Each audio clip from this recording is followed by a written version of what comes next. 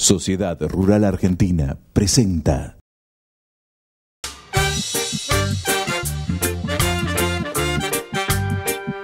Bien, ¿cómo les va? Aquí estamos, esto es Hombres de Campo. Hoy estoy sola porque Cholo está viajando. El sábado que viene obviamente estará aquí junto a nosotros nuevamente. Bueno, en el programa del día de hoy nos visita Martín Melo. Con él vamos a estar hablando sobre el escenario político y agropecuario después de las elecciones generales y qué espera de aquí en cara al balotaje. También en un anticipo nos va a contar cuáles cree que serán los posibles ministros de Agricultura, ya sea para un gobierno de Daniel Scioli o para un gobierno nacional de Mauricio Macri. Y también nos comentará cuáles son los posibles candidatos de María Eugenia Vidal, la flamante nueva gobernadora de la provincia de Buenos Aires. Todo eso en la boca de Martín Melo. Obviamente también la columna de Jorgito Pandini. Él nos va a contar cuáles son los lanzamientos de materia automotriz, por supuesto, que fueron postergados este año, que estaban previstos para este año, pero se postergaron por diferentes motivos y recién se lanzarán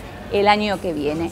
Y también nos visita Federico Paik. Él es consultor senior en empresas agropecuarias, en recursos humanos. Nos va a contar cómo se trabaja el recurso humano en las empresas agropecuarias, si hay diferencias o no entre las empresas nacionales e internacionales, en dónde hay mayor rotación, en dónde fue el parate, hasta cuándo hubo mayor movimiento en las empresas y después cuándo fue el parate finalmente. Bueno, Federico Paik nos cuenta cómo se trabaja en recursos humanos en las empresas agroindustriales.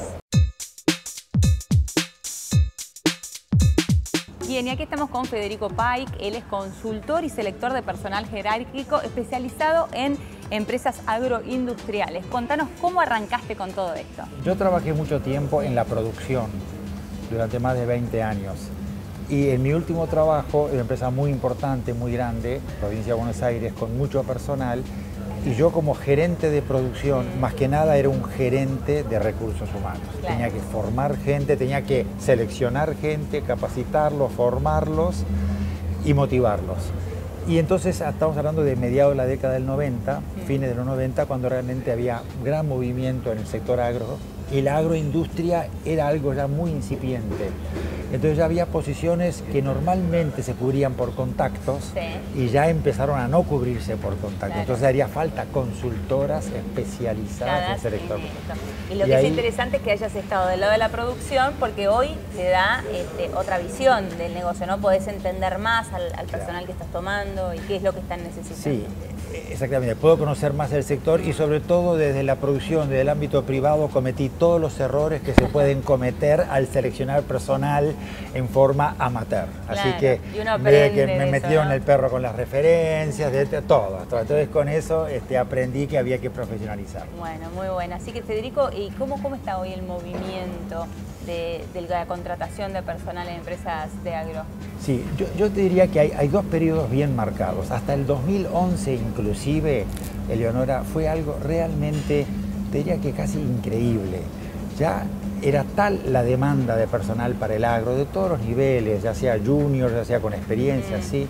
Que hasta ya en las universidades, los chicos a las facultades, ya las empresas ya demandaban a las facultades, claro, los grupos de siembra, todas. Y entonces yo a veces, y eso fue un pequeño problema para los chicos, porque muchos chicos salían de la facultad sin la tesis y se iban al interior. Claro, con tal de meterse ya en la pasantía. Y si ya le ofrecían el trabajo, obviamente, era más que pasantía, eran trabajos.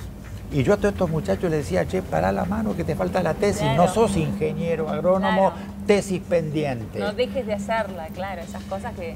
Entonces fue muy increíble lo que pasó hasta el 2011 y realmente a partir del 2012 la situación se entra a complicar, el sector se entra a complicar por todas las medidas macro que conocemos y bueno, y terminamos en un 2015 donde hemos visto, Eleonora, el 2013-2014, grandes grupos de siembra que no siguieron trabajando, un caso típico el tejar, o sea, grandes demandantes de trabajo, bueno, hay muchos casos del tejar. Y También entonces hubo mucha, o sea que la demanda es activa y muy dinámica hasta el 2011, pero en todos los sectores. Y después empieza a bajar. ¿Y cómo es entonces, cuál es el nivel de despidos que tenés, para darme una idea, o en el último año o en los últimos años? Y hubo mucha, ¿sabes qué? Hubo mucha destrucción de posiciones donde muchas personas que estaban trabajando a full, inclusive como freelance, ya sea veterinarios, agrónomos, ya de repente perdieron muchos clientes. Entonces no es que tuvieran desocupados, claro, sino estaban subocupados porque toda la economía está bien. se Subocupados que trabajan menos del tiempo que trabajan con mucho, entonces ¿no? muchos Obviamente. me consultan, me preguntan y a mí en la selectora normalmente nos piden posiciones muy específicas full time. ¿Y cuál es el área que vos ves que más despidos tuvo y el área que más crecimiento tuvo? Claro, Me en este imagino momento que no será lo mismo sí, un campo sí, que... es correcto, claro. sí, es correcto. Sí. Hay áreas que siempre están demandando, Leonora, siempre todo el área comercial, las empresas comerciales, si bien hay un momento difícil para el sector, las empresas comerciales siempre están demandando posiciones, ya sea de administración, de ventas, siempre, si bien hay problemas con la comercialización, igual ellos tienen que, porque está la dinámica que tuvo la economía en estos 10 años, 12 años, la economía agropecuaria, ¿no? Ha sido muy importante. Entonces siempre hay, pero bueno, te diría que la parte agronómica, muchos campos que dejaron de sembrarse, muchos, y también, Eleonora, muchos pequeños empresarios que estaban haciendo grupos de siembra, estaban sembrando por su cuenta, muchos de esos dejaron, no pudieron arriesgar más. Y claro, porque no tienen espalda para no poder tienen sostener espalda para eso, más la baja del precio de la soja y demás el año pasado, ese 30%. Entonces hubieron muchos problemas en la macro que hizo que el sector se frenara. Pero yo siempre digo, siendo aún muy dinámico, quiero dar ese mensaje de que la dinámica que tiene el sector es muy importante, también en los tambos que tú lo mencionaste.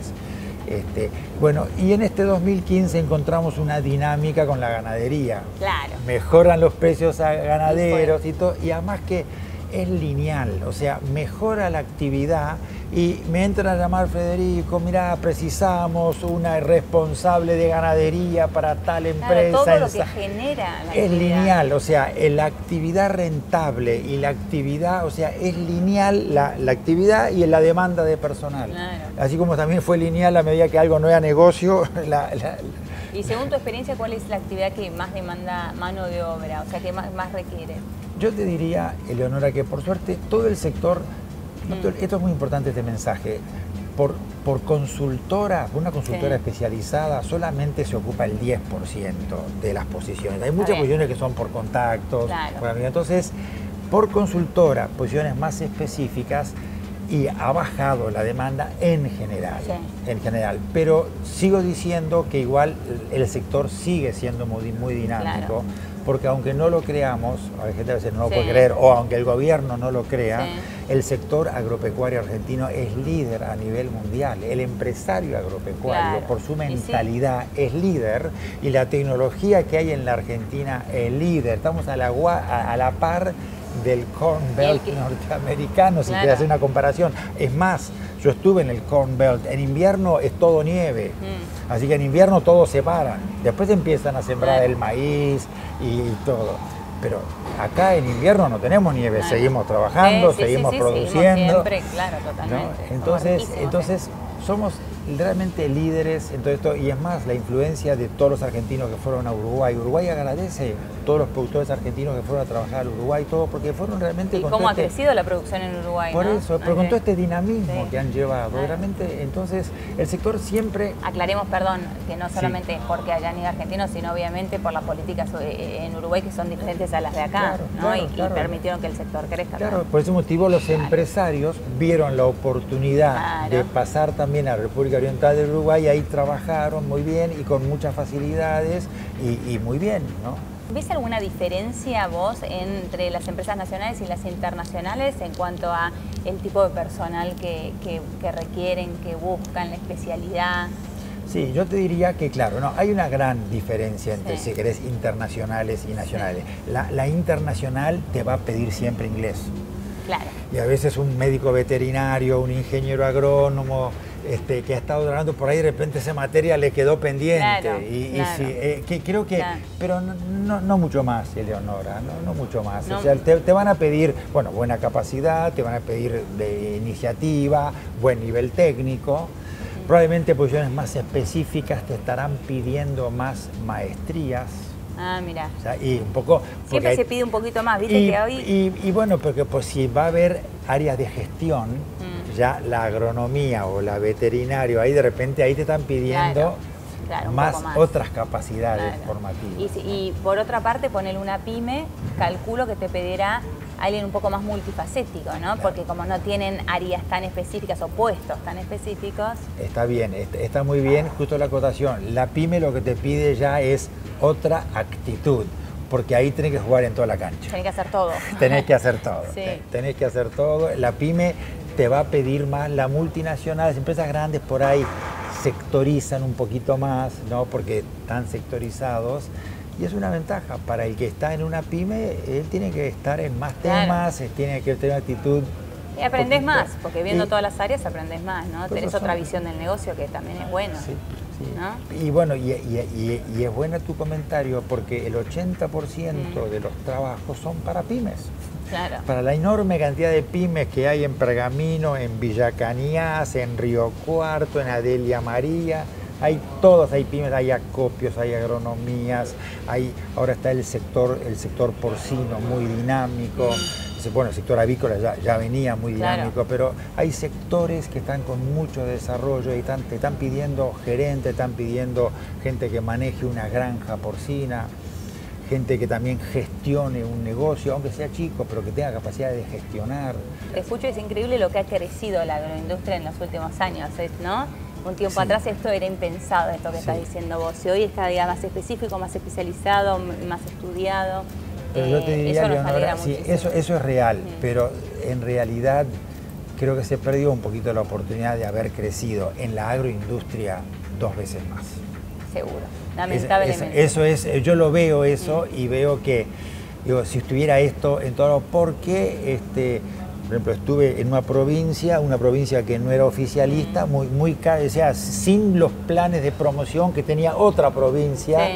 Entonces, y esas dicotomías son contra el país. Bueno, lo perdido ya está perdido, tiempo de mirar para adelante. Hay que mirar para adelante. Muchísimas gracias por habernos acompañado. Bueno. Muy claro lo tuyo. Aquí estuvo entonces Federico Paik, consultor y selector de personal jerárquico, especialista en empresas agroindustriales.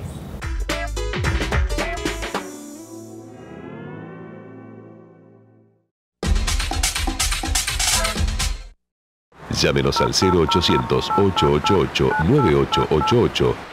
Automóvil Club Argentino. Siempre es mejor ser socio. La fuerza del campo está en el trabajo de su gente y la fuerza del trabajador está en la UATRE.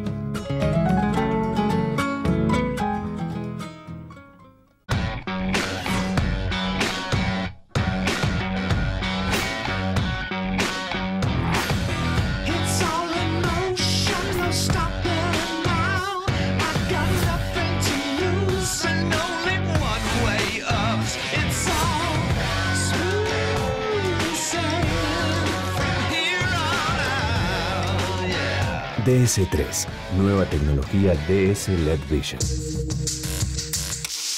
Colombo y Magliano Consignatarios, una empresa con nombre propio y 76 años de experiencia y cumplimiento en operaciones agropecuarias. Anunciamos nuestros próximos remates de reproductores.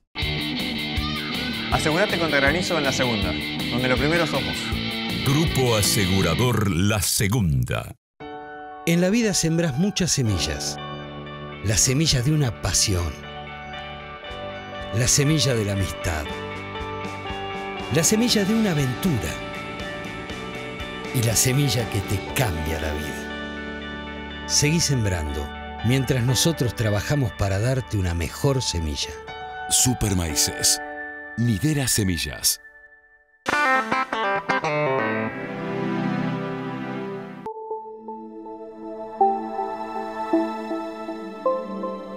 Bien, y aquí estamos con Martín Melo. ¿Cómo va, Martín? ¿Qué tal, Eleonora? ¿Cómo te va? ¿Todo bien? Todo bien, por suerte. Contanos un poco cómo ves el escenario agropecuario después de las elecciones. Bueno, lo primero que hay que decir es que las elecciones del mes de octubre, bueno, generan algunos datos interesantes. Lo primero, que se plasmó en esa elección un cierto malestar del sector agropecuario, rechazando la actual política agropecuaria, es decir, el gobierno ha perdido la elección en diferentes zonas productivas, donde se hace agricultura, donde se hace ganadería, donde está el corazón de las economías regionales. El resultado electoral generó un cambio de ánimo en los productores, ven un escenario de posibles cambios a partir del 10 de diciembre, donde obviamente de cara al balotaje Mauricio Macri está muy bien posicionado. Impresionante la cantidad de localidades que ganó Cambiemos. Uno cuando ve el mapita, la provincia de Buenos Aires está plagado de amarillo. El éxito que ha tenido María Eugenia Vidal, el éxito electoral de María Eugenia Vidal en la provincia de Buenos Aires, obviamente ha generado un impacto importante en lo que es la elección a nivel nacional de Mauricio Macri. Y obviamente que hay una perspectiva hacia adelante de cambios de políticas agropecuarias, más allá de lo que están prometiendo tanto Scioli como Macri, y eso también se ha trasladado a los precios de los cereales y de la soja, los precios futuros.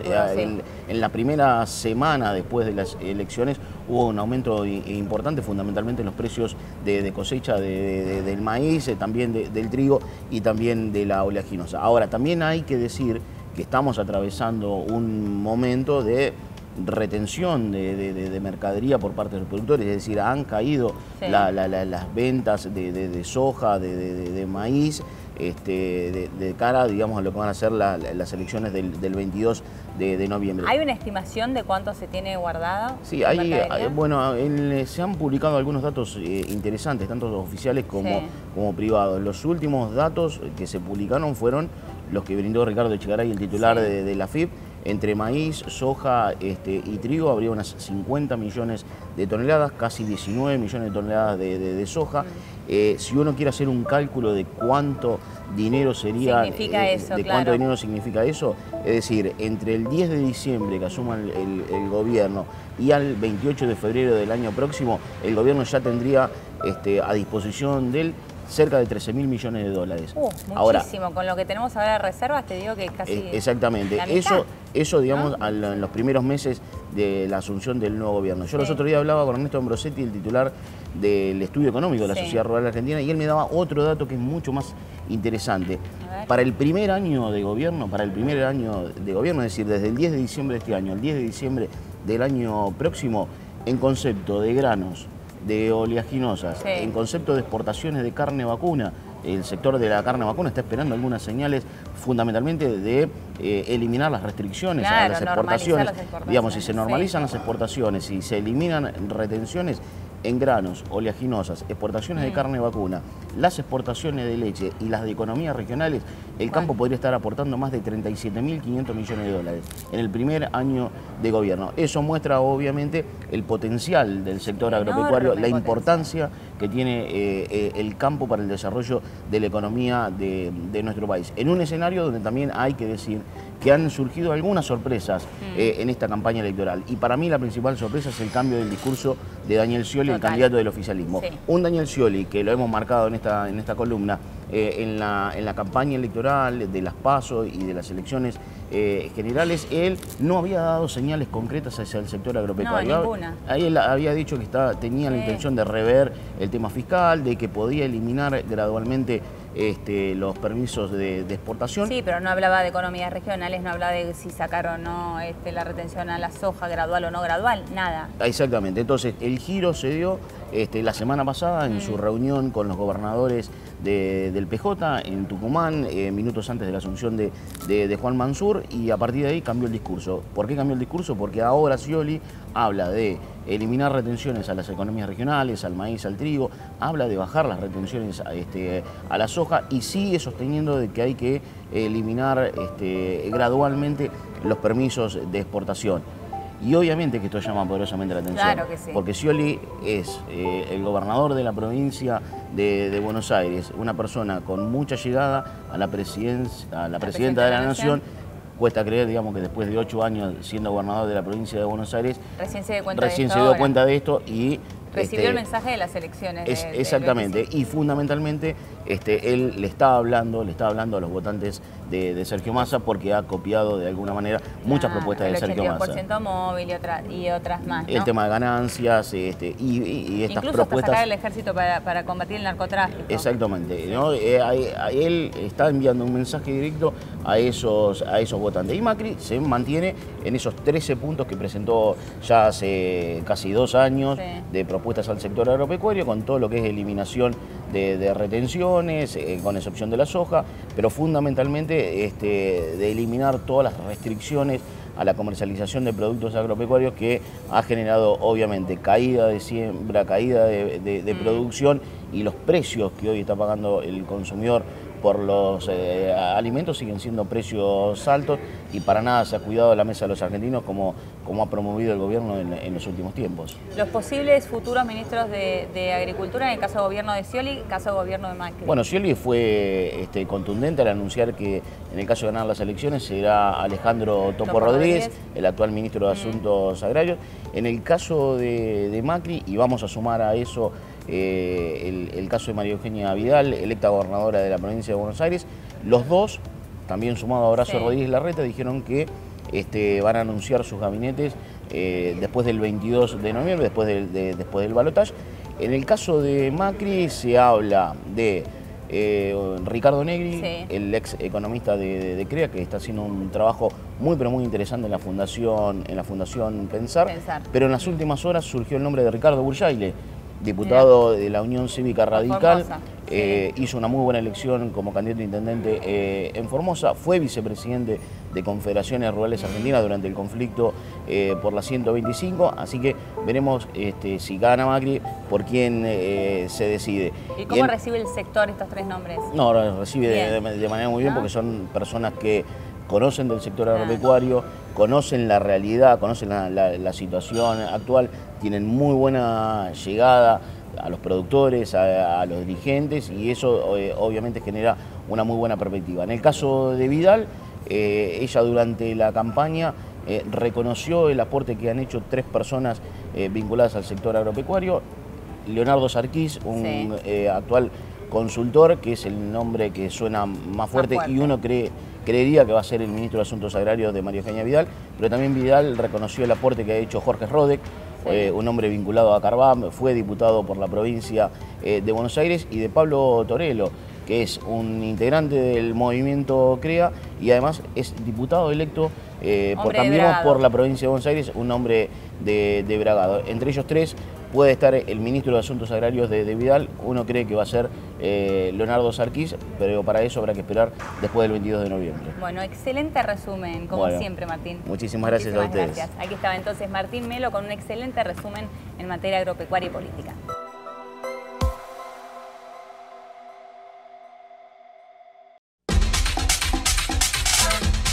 Bolsa de Comercio de Rosario. Biogénesis Bagó presenta Plan Fronteras, el programa de trabajo para lograr la máxima productividad de su rodeo. La propuesta es trabajar junto a su asesor veterinario para mejorar los índices productivos. Súmese al Plan Fronteras para lograr más kilos de carne y más litros de leche. Comuníquese con su veterinario o ingrese en fronterasproductivas.com. Biogénesis Bagó, la evolución de la salud animal. Albertito, ¿cuál es la clave de Wi-Fi acá? Se enganchó un 4 ojos todo junto y en minúscula.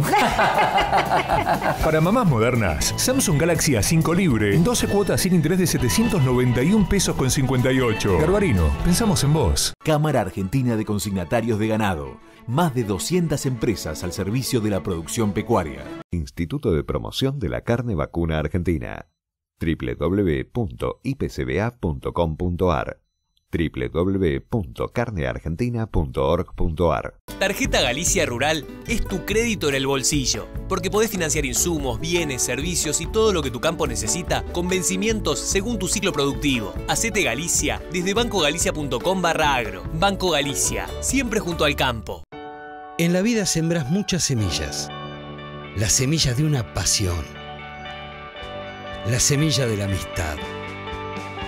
La semilla de una aventura y la semilla que te cambia la vida. Seguí sembrando mientras nosotros trabajamos para darte una mejor semilla.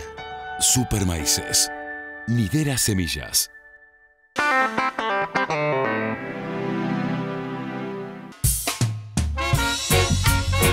Bien, y como prometimos al comienzo del programa, Jorgito Pandini nos dejó preparado y nos va a contar cuáles son aquellos lanzamientos en materia automotriz, por supuesto, que quedaron postergados este año y recién se harán el año próximo.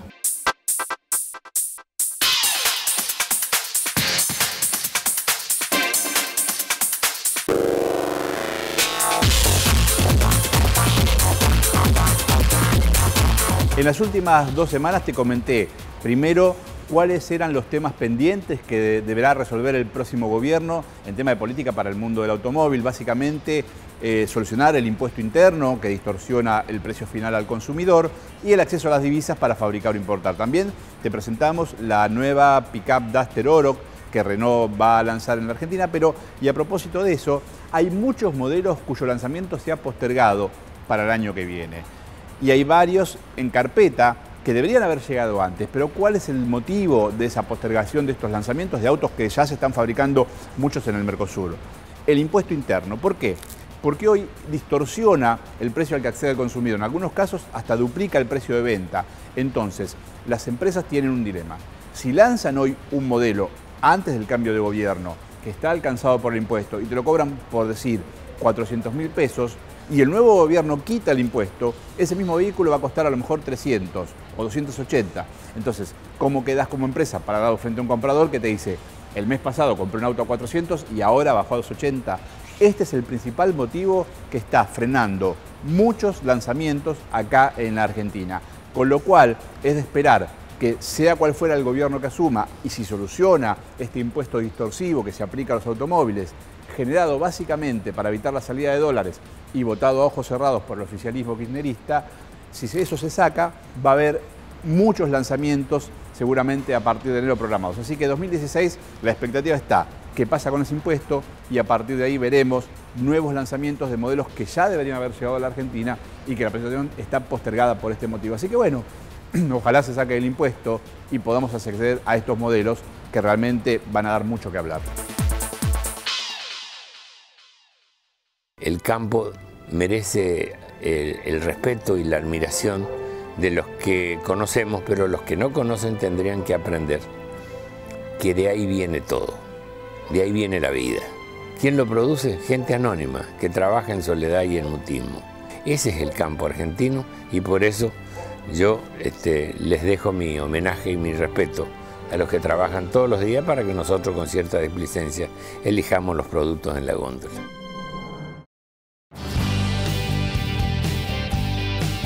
Bien, y llegamos al final del programa, nos volvemos a encontrar todos los sábados a las 13:30 y acuérdense que repite los lunes a las 19:30 horas. Vamos a contarles cuáles son los próximos remates de la Casa Consignataria Colombo y Magliano. Anotar, a ver, miércoles 18 de noviembre, televisado desde La Pampa Húmeda por Canal Rural. Jueves 19 de noviembre es el 12º remate solidario de Fundación Agrupar en el mercado de Liniers, esto es en Buenos Aires, por supuesto. Y por último, el miércoles 25 de noviembre desde el NOA por Canal Rural. Así que agenda el miércoles 18 de noviembre, jueves 19 de noviembre y por último miércoles 25 de noviembre. Muchísimas gracias por acompañarnos. Nos vemos el próximo sábado si Dios quiere.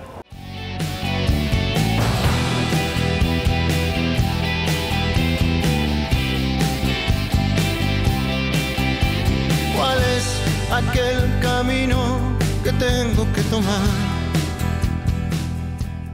Presentó Sociedad Rural Argentina.